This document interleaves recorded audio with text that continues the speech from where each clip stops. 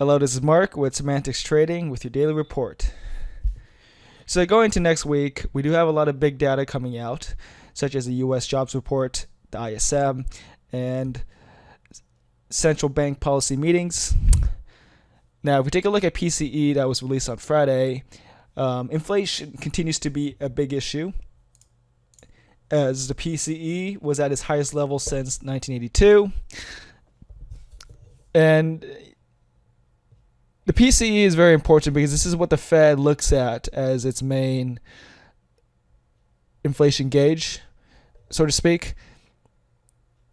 However, there is a divergence in the real yields and what the Fed has been saying. The Fed has been saying that it's been committed to dealing with inflation, but the real yields have been falling. So this comes into question: who is wrong? Is the Fed wrong, or is the market wrong? So as we go on further, it is very important to see whether or not the Fed decides to pivot or to continue to be aggressive. Now we take a look at VVIX. The VVIX has fallen to its lowest level since 2019, showing that people are reluctant to pay for hedges. And if we take a look at the commodities markets overall, we are quite on red alert. There are many economic warning signs that are coming to thick and fast with skyrocketing inflation in Europe and the US, rising interest rates, and slowing economic growth that are big factors in the commodities destruction and demand destruction.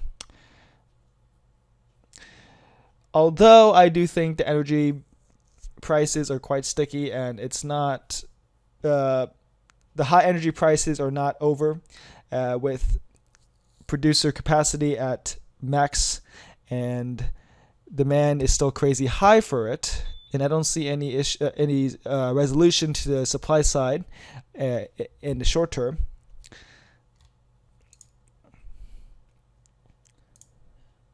And if we take a look at the 10-year TIPS rate, the TIPS rate is quite important because we have fallen quite a bit on the TIPS rate, and this is quite ideal for equities. Now, what I'll be watching for is a further rout in the 10-year TIPS yield. The further the TIPS yield falls, the more bullish it is for equities, as the further that the TIPS yield falls, the higher the equity risk premium is. So that is quite positive for stocks risk reward wise, as it increases the potential return on investing in the equity markets.